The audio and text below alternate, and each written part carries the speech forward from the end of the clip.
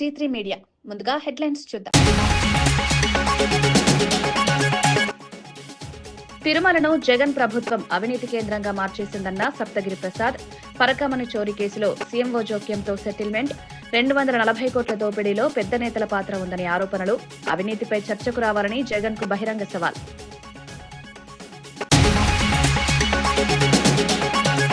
Telangana rising global summit ముగింపు వేడుకలో చిరంజీవి ప్రసంగం. వినోద రంగం ఆ విషయంలో ప్రపంచ దేశాలు తెలంగాణ వైపు చేసేలా కృషి చేస్తారని వెల్లడి. ప్రభుత్వం కల్పిస్తున్న అవకాశాలను సినిమా రంగం సద్వినియోగం చేసుకోవాలని సూచన.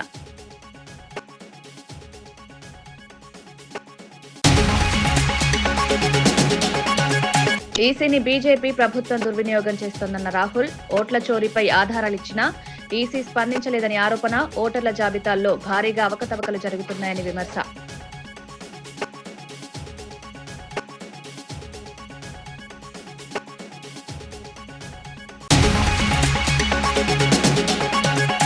మెడికల్ ప్రైవేటీకరణకు చిలకలూరిపేటలో కోటి సంతకాల పోరాటం. ప్రజా వైద్యం రక్షణకై 64,511 సంతకాలతో వైఎస్ఆర్సీపీ హోరాహోరీ. 17 మెడికల్ కళాశాలల అమ్మకాల యత్నం ఆపాలని రజనీ డిమాండ్.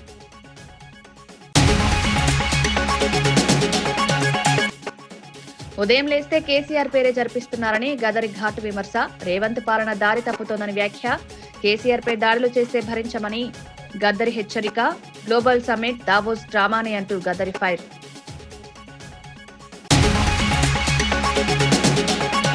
రెండో రోజు ముఖ్యంగా సినీ రంగం ఆకర్షణగా నిలిచింది. హైదరాబాద్ ను ప్రపంచ స్థాయి క్రియేటివ్ హబ్ గా తీర్చిదిద్దే దిశగా ముఖ్యమంత్రి రేవంత్ రెడ్డి పలువురు సినీ ప్రముఖులతో సమావేశమయ్యారు. ఈ సమావేశానికి అల్లు అరవింద్, దిల్ రాజు, సురేష్ బాబు, అక్కినేని అమల, జెనీలియా, రితేష్ దేశ్ముఖ్, అర్జున్ కపూర్ తదితరులు హాజరయ్యారు. Cinematic technology, film production, skill development, global మార్కెట్లను లక్ష్యంగా చేసుకున్న విధానాలపై చర్చలు జరిగాయి. సినీ పరిశ్రమ భారీ పెట్టుబడులను ఆకర్షించే సామర్థ్యంతో పాటు వేలాది ఉద్యోగాలకు కారణమవుతుందని సీఎంకు ప్రముఖులు వివరించారు. తెలంగాణలో ఫిలిం పాలసీని మరింత బలోపేతం చేయాలన్న సూచనలు కూడా చేశారు.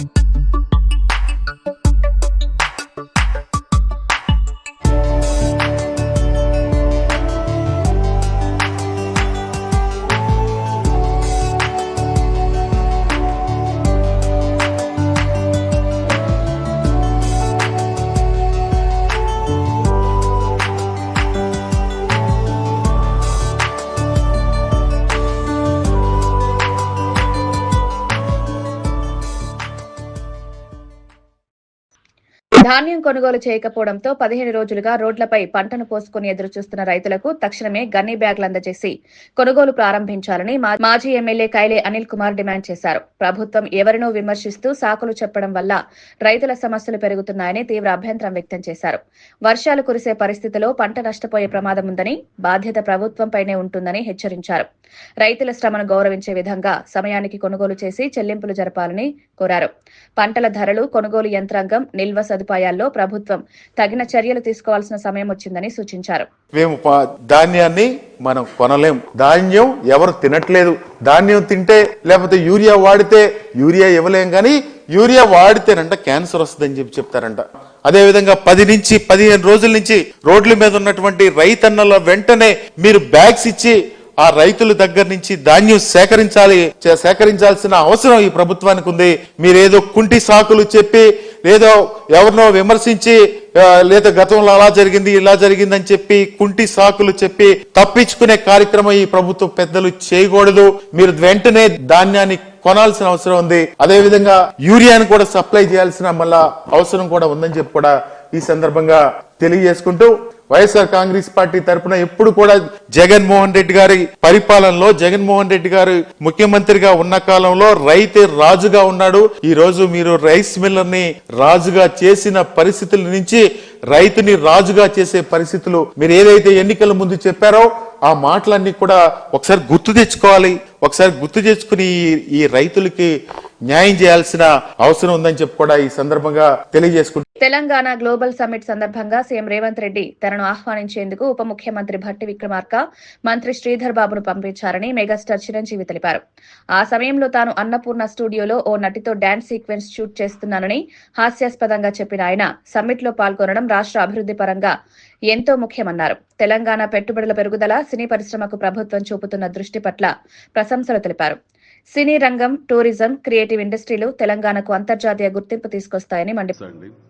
ఎవరో అమ్మాయితో డ్యాన్స్ చేస్తూ ఉన్నాను, చాలా ఇబ్బంది అనిపించింది అన్నపూర్ణ స్టూడియోలో. సో ఆ సమయంలో మన ముఖ్యమంత్రి గారు చిరంజీవి రావాలి అని నిన్న మన భట్టి విక్రమార్క గారిని, అలాగే IT and industrial minister Sridhar గారిని నా దగ్గరికి పంపించారు. సరిగ్గా వాళ్ళు వచ్చే సమయానికి ఏ పొజిషన్లో నాకు తెలుసా అండి, ఎవరో అమ్మాయితో డ్యాన్స్ చేస్తూ ఉన్నాను, చాలా ఇబ్బంది అనిపించింది అన్నపూర్ణ స్టూడియోలో. సో ఆ సమయంలో ఓటర్ల జాబితా సమగ్ర సవరణపై లోక్సభలో కాంగ్రెస్ ఎంపీ రాహుల్ గాంధీ తీవ్రస్థాయిలో స్పందించారు. ఎన్నికల కమిషన్ను ప్రభుత్వం కబ్జా చేసిందని, ఆర్ఎస్ఎస్ అన్ని స్వతంత్ర వ్యవస్థలను తన గుప్పెట్లో పెట్టుకునే ప్రయత్నం చేస్తోందని ఆరోపించారు. ఇప్పటికే దేశ విద్యా వ్యవస్థను దెబ్బతీశారని, సమానత్వ భారతం కోసం పోరాడిన మహాత్మా గాంధీని హత్య చేసిన సిద్ధాంతానికే ఇవాల్టి పాలకులు వేదికవుతున్నారని ఘాటుగా వ్యాఖ్యానించారు. ఓటర్ల జాబితాలో అవకతవకలు ప్రజాస్వామ్యానికి ప్రమాదమని, దేశ భవిష్యత్తును రక్షించేందుకు పార్లమెంటు బాధ్యతగా వ్యవహరించాలని రాహుల్ పిలుపునిచ్చారు. Their future, their imagination.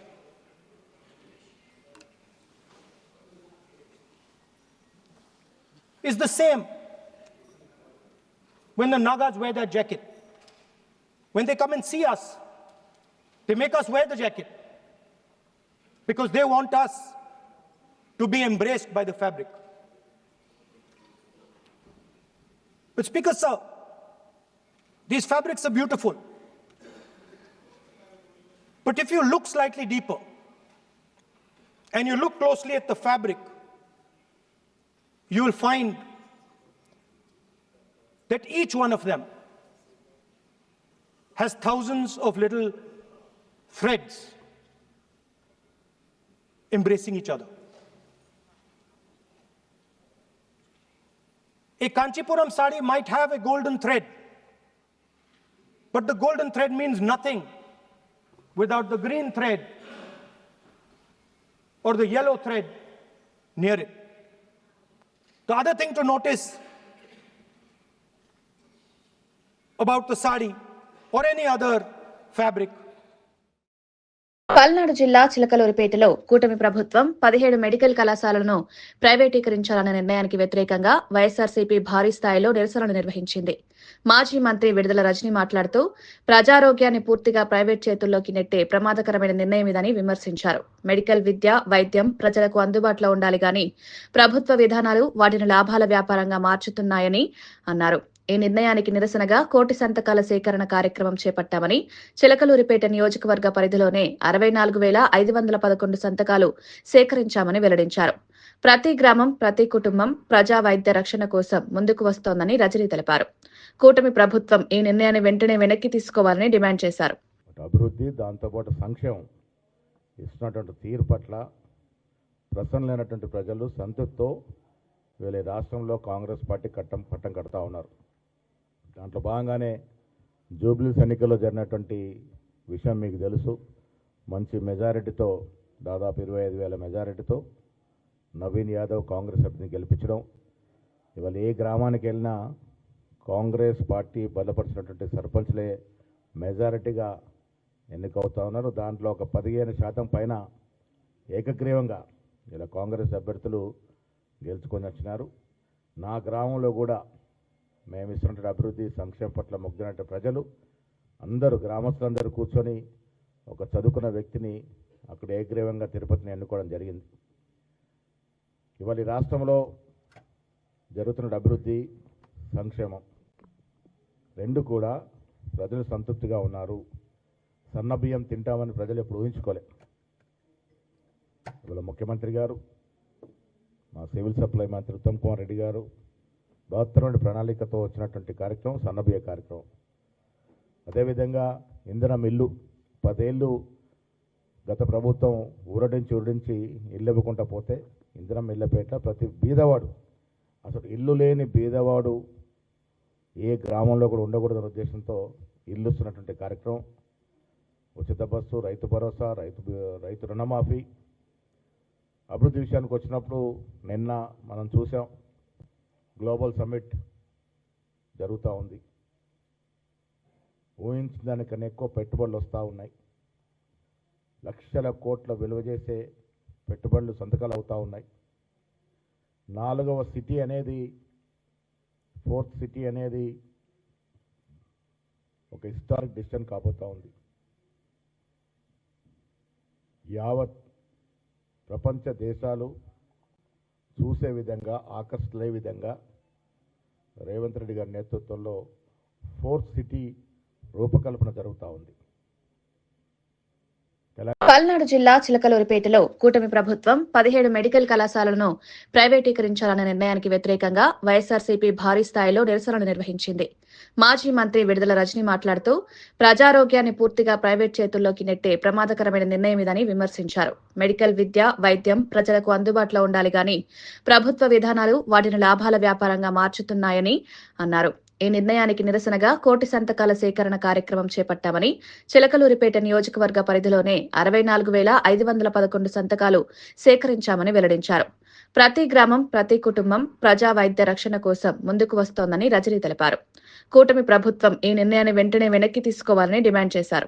అక్కడి నుంచి మా నాయకుడు జగన్మోహన్ రెడ్డి గారు ఈ మెడికల్ కాలేజ్ ప్రైవేటైజేషన్ ని వ్యతిరేకిస్తూ చంద్రబాబు నాయుడు గారు చేసినటువంటి ఈ నిర్ణయం తప్పు, ఇంత పెద్ద ఎత్తున కూడా ప్రజల్లోంచి వ్యతిరేకత వచ్చి సంతకాల రూపంలో ప్రజలు వాళ్ళ యొక్క గళాన్ని వినిపించారు అని చెప్పేసి ఈ యొక్క రిప్రజెంటేషన్ ని గవర్నర్ గారికి 17వ తారీఖున అందజేయనున్నారు. ఇక రెండో అంశం వచ్చేసి కార్యక్రమాన్ని ఇక్కడ ఉన్నటువంటి మా నాయకులందరూ కూడా చిలుకలూరుపేట పట్టణం నుంచి నాదెండ్ల, ఎడ్లపాడు, చిలుకలూరుపేట రూరల్ మండలం అందరూ కూడా ఇక్కడ ఉన్నటువంటి నాయకులు, గ్రామ స్థాయిలో ఉన్నటువంటి కార్యకర్తల దగ్గర నుంచి అందరూ కూడా చాలా చక్కగా సహకరించి మరి మన నియోజకవర్గంలో ఈ 1 కోటి సంతకాల సేకరణలో భాగంగా 63,511 సంతకాలని చిలకలూరుపేట నియోజకవర్గంలో చేపట్టడం జరిగింది. మరి ఈ సందర్భంగా ఈ కార్యక్రమాన్ని జగన్మోహన్ రెడ్డి గారు అనౌన్స్ చేయటం, దీన్ని మన చిలకలూరుపేట నియోజకవర్గంలో అన్ని చోట్ల కూడా నాయకులు చాలా చొరవగా ప్రజల వద్దకు ఈ కార్యక్రమాన్ని తీసుకువెళ్ళటము, వాళ్ళకు ఈ కార్యక్రమం గురించి చెప్పటము, అలాగే వాళ్ళు కూడా ఆల్రెడీ జరుగుతున్నటువంటి అన్యాయాన్ని, చంద్రబాబు నాయుడు గారు ఏకపక్షంగా ప్రైవేటైజేషన్ ఆఫ్ మెడికల్ కాలేజ్ అని తీసుకున్నటువంటి నిర్ణయాన్ని వ్యతిరేకిస్తూ వారి యొక్క సంతకం రూపం ద్వారా మరి ఆ యొక్క వ్యతిరేకతను చూపించి వైఎస్ఆర్ కాంగ్రెస్ పార్టీకి మరి అందరూ కూడా వారి యొక్క గళాన్ని సంతకం రూపంలో వినిపించినటువంటి విషయమే ఈ సంతకము. మరి ప్రజల్లోకి తీసుకువెళ్ళినప్పుడు మరొక అడుగు ముందుకు వేసి చంద్రబాబు నాయుడు గారు చేస్తుంది తప్పు, ఈ ప్రైవేటైజేషన్ని ప్రజలు వ్యతిరేకిస్తున్నారని చెప్పి ఈ సంతకాల రూపంలో పెద్ద ఎత్తున కూడా తెలియజేసి మరి ముందడుగు వేసినటువంటి ప్రజలందరికీ, సామాన్య ప్రజలందరికీ, అలాగే వివిధ మనం చూసాము, లాయర్స్ కావచ్చు, మేధావులు కావచ్చు, ఎంతో మంది ఎడ్యుకేటెడ్ సెక్టార్స్ నుంచి కూడా తరలి వచ్చి స్వచ్ఛందంగా మరి ఈ సంతకాలు వాళ్ళు కూడా చేసి వాళ్ళ యొక్క మద్దతును తెలిపినటువంటి ప్రతి ఒక్కరికి కూడా, నియోజకవర్గ ప్రజలందరికీ కూడా మరొకసారి నేను చేతులు జోడించి నమస్కారం చెప్పి ధన్యవాదాలు తెలియజేసుకుంటున్నాను. మరొకసారి సహకరించినటువంటి మా నాయకులందరికీ, మా వైఎస్ఆర్ కాంగ్రెస్ పార్టీ సానుభూతులందరికీ, ప్రజలందరూ కూడా మరొకసారి నా కృతజ్ఞతలు తెలియజేసుకుంటున్నాను. వయసుకు తగ్గ మాటలు మాట్లాడకుండా చంద్రబాబు ప్రజలను తప్పుదారి పట్టిస్తున్నారని వైఎస్సార్సీపీ వర్గాల విమర్శలు వెల్లువెత్తుతున్నాయి. గతంలో జగన్ ప్రభుత్వం 60 నెలల్లో 3 లక్షల కోట్ల అప్పు తెచ్చిందని ఆరోపించిన చంద్రబాబు తాను అధికారంలోకి వచ్చిన 18 నెలల్లోనే 2.66 లక్షల కోట్ల అప్పు చేశారని విమర్శకులు ఆరోపిస్తున్నారు. ఎవరిది నిజమైన దివాలా ప్రభుత్వం? ప్రజలపై భారాలు మోపి సంక్షేమం తగ్గించి అప్పులు పెంచిన ప్రభుత్వం ఏది అని ప్రశ్నలు లేవనెత్తుతున్నారు. రాష్ట్ర ఆర్థిక వ్యవస్థను పునరుద్ధరించాల్సిన సమయంలో చిరాకు, విమర్శలు, వాదనలతో సమస్యలను మరింత క్లిష్టతరం చేస్తున్నట్లు వ్యాఖ్యానిస్తున్నారు. ప్రజలు నమ్మకంతో ఇచ్చిన బాధ్యతను నిర్వర్తించాల్సిన సమయంలో రాజకీయం మాత్రమే ప్రాధాన్యమిస్తే రాష్ట్ర భవిష్యత్తు ఎలా ఉంటుందని ప్రశ్నిస్తున్నారు. అధికారానికి ఎక్కే నాటికి మీరు చేసినటువంటి అప్పు ఎంత, మీరెంత చేసి అప్పు చెప్పారు? ఇవాళ జగన్మోహన్ రెడ్డి గారు 3 లక్షల చిల్లర కోట్లు అప్పు చేశారని చెప్పి మీరే అసెంబ్లీలో చెప్పారు. జగన్మోహన్ రెడ్డి గారు 5 ఏళ్లలో 3,33,513 కోట్ల రూపాయలు అప్పు చేస్తే ఈ 18 మాసాల్లో 2,66,517 కోట్ల రూపాయలు మీరు అప్పు చేసిన మాట వాస్తవా కాదా?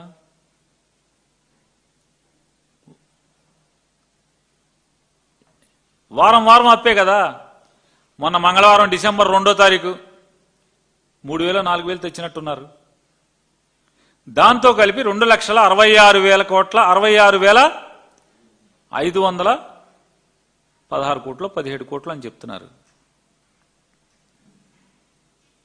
అంటే ఏంటి 18 నెలలు అంటే జగన్మోహన్ రెడ్డి గారు 60 మాసాలు, మీ 18 మాసాలు.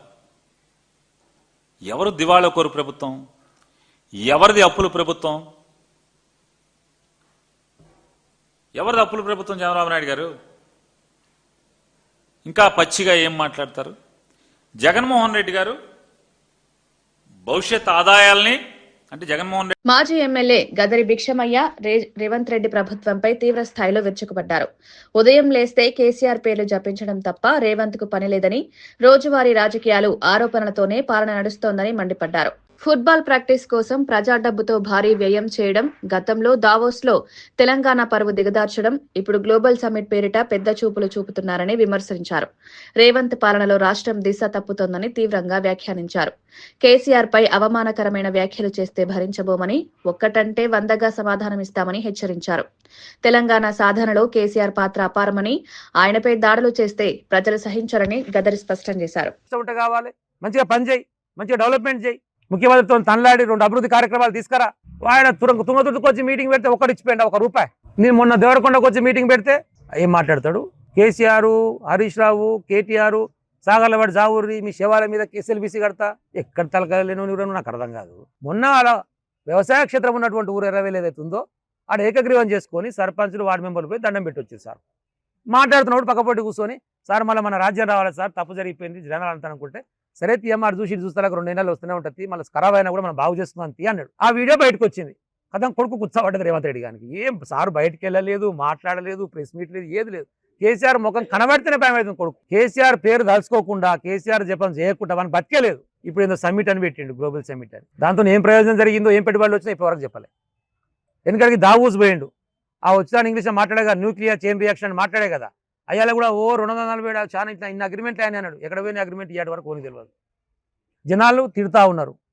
నోరు తెరిస్తే బూతులు. వీడెక్కడ ముఖ్యమంత్రి? ప్రతిపక్షంలో ఉన్నప్పుడు సరే ఏదో మాట్లాడినట్టు అనుకున్నాం, కానీ ఒక రాష్ట్రానికి ముఖ్యమంత్రి అయిపోయిన తర్వాత ఏం భాష అయింది? పొద్దుగా లేస్తే కేసీఆర్ మీద పడి చేస్తాడు. మెస్సీతో ఫుట్బాల్ ఆడతా అట. ఎవరికి కావాలరా నీ ఫుట్బాల్ మ్యాచ్? నీ అవలాగానే ఉన్నావు. 2 రోజులు కొడుక జనాలు నీతో ఫుట్బాల్ కాదు, ఉరికిచి ఆడతారు ఫుట్బాల్ నీతోని. మెస్సీ అంటే వాడికి తెలుసా మనోళ్ళకు? జనరల్గానే భారతదేశంలో క్రికెట్ ఎక్కువ ఆడతారు, ఆ ఫుట్బాలే తక్కువ. ఆ మెస్సీ అంటే ఆయన ఉత్తగా ఇట్లా ఒక యాడ్లు ఇట్లా కనపడితే, 1 నిమిషం కూడా కనపడితే 100 కోట్లు తీసుకుంటాడు. ఇప్పుడు వీడు పిలిస్తే పుణ్యానికి వస్తలేడు, వాడు పైసలు తీసుకునే వస్తుండు. ఇక సోషల్ మీడియాలో అయితే మెస్సీ వర్సెస్ మేస్త్రి అని పెట్టాడు. గుంపు మేస్త్రి కదా ఈయన పేరు. ఆయన మెస్సీ, ఇది మేస్త్రి. మెస్సీ వర్సెస్ మేస్త్రి అని పెట్టారు. ఈయనకెందుకు మెస్సీ గానితో మెస్సీతో పని? ఈయనకెందుకు ఫుట్బాల్ మ్యాచ్? తెలంగాణ రాష్ట్రాన్ని పరిపాలించడం ముఖ్యమంత్రి కాబట్టి నేను ఫుట్బాల్ మ్యాచ్ ఆడతాడు. ఈయన ఏం చేయాలి? ఈయన మ్యాచ్ ప్రాక్టీస్ చేస్తేందుకు, ఈయన మునగాడు పెద్ద ఫుట్బాల్ ప్లేయర్ అని, ఈయన ఓన్లీ ప్రాక్టీస్ చేస్తానికే ఎంసీహెచ్ఆర్లో 5 కోట్లతో స్టేడియం కట్టిండు. ఏపీ ఆర్థిక పురోగతి దిశగా రాష్ట్రం వేగంగా ముందుకు సాగుతుందని Swarnandhra P4 foundation vice chairman C Kutumbarao తెలిపారు. ఎన్టీఆర్ భవన్ లో ఏర్పాటు చేసిన మీడియా సమావేశంలో ఆయన మాట్లాడారు. రాష్ట్రం గత కొన్నేళ్లుగా ఎదుర్కొన్న విధ్వంసక పరిస్థితులను అధిగమించి వికాసం దిశగా అడుగులు వేస్తోందని చెప్పారు. ముఖ్యంగా పెట్టుబడుల ఆహ్వానం, పరిశ్రమల విస్తరణ, మౌలిక వసతుల అభివృద్ధి వంటి అంశాల్లో ప్రభుత్వం చేసిన చర్యలు సానుకూల ఫలితాలిస్తున్నాయని వెల్లడించారు. తోటి రాష్ట్రం ఎంత నష్టపోయింది అని క్లియర్గా అన్నమాట. ఒక్క జీడిపి రూపేణా నష్టపోయింది పూర్తిగా 5 సంవత్సరాలకి కలిపి చూస్తే కనుక 7 లక్షల కోట్ల పైచిలుకు అన్నమాట. జీడిపి పెరగాల్సింది తగ్గింది. 7 లక్షలు ప్రతి సంవత్సరానికని కాదు, ఒక్కో సంవత్సరంలో 1,00,000-1,50,000 అట్లా పెరగాల్సింది నికరంగా 7.5 లక్షల దాకా జీడిపి కోల్పోవటం జరిగింది. దానికి పర్యావసనంగా మనకి రావాల్సిన ట్యాక్సెస్ కూడా, స్టేట్ ఓన్ రెవెన్యూ కూడా దాదాపు 70,000 కోట్ల పైగానమాట నష్టపోవటం చూసాం. అంటే ఆ 5 సంవత్సరాల్లో కరెక్ట్గా పాలించుంటే గనక 72,000 కోట్లు ఎక్స్ట్రా రెవెన్యూ రాష్ట్రానికి వచ్చేది. అండ్ అనే హయ్యర్ బేస్ ప్లాట్ఫాము 2024 కొత్త ప్రభుత్వం వచ్చేపాటికి ఉండేది. కానీ అప్పుడు జరిగిన విధ్వంసం వలన ఎంత నష్టపోయాం అనేది మనం అర్థం చేసుకోవాలి. అదే టైంలో ఇటు తెలంగాణతో కంపేర్ చేసుకున్నా, ఎందుకంటే అనొచ్చు 10 సంవత్సరాల పైన దాటిపోయింది కదా, ఇంకా తెలంగాణతోటి కంపారిజన్ ఎందుకని.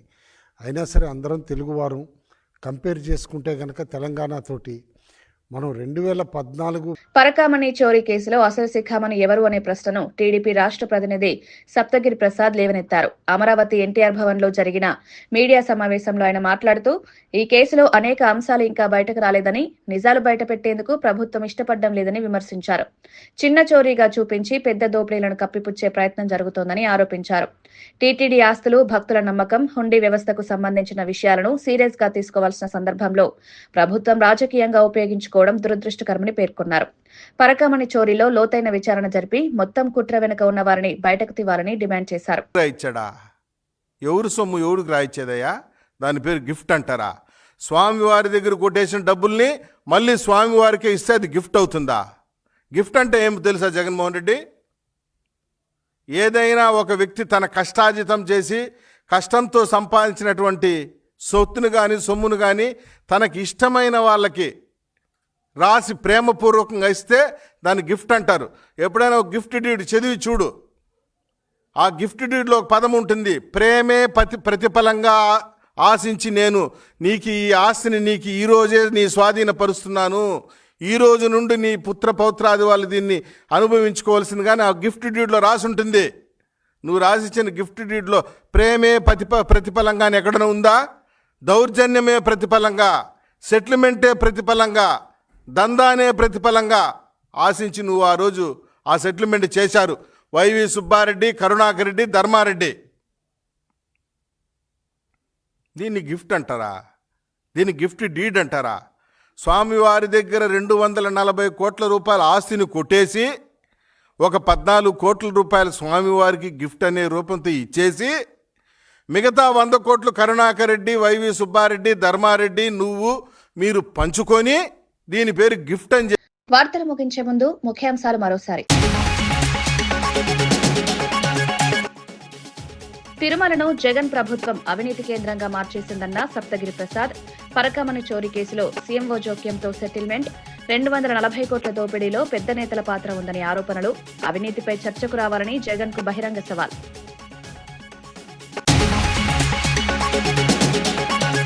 తెలంగాణ రైజింగ్ గ్లోబల్ సమ్మిట్ ముగింపు వేడుకలో చిరంజీవి ప్రసంగం. వినోద రంగం ఆ విషయంలో ప్రపంచ దేశాలు తెలంగాణ వైపు చేసేలా కృషి చేస్తారని వెల్లడి. ప్రభుత్వం కల్పిస్తున్న అవకాశాలను సినిమా రంగం సద్వినియోగం చేసుకోవాలని సూచన.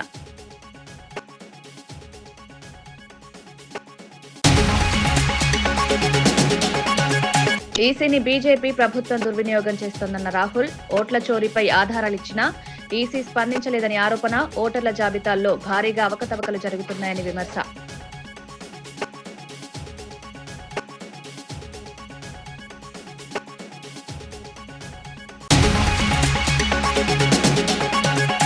మెడికల్ ప్రైవేటీకరణకు చిలకలూరిపేటలో కోటి సంతకాల పోరాటం. ప్రజా వైద్యం రక్షణకై 64,511 సంతకాలతో వైఎస్ఆర్సీపీ హోరాహోరీ. 17 మెడికల్ కళాశాలల అమ్మకాల యత్నం ఆపాలని రజనీ డిమాండ్.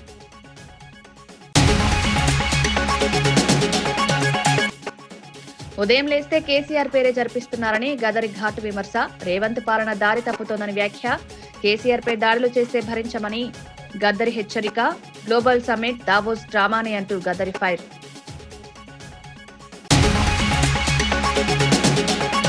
ఇవి ఈనాటి వార్తా విశేషాలు. మరో బులెటిన్లో మళ్ళీ కలుద్దాం. నమస్కారం.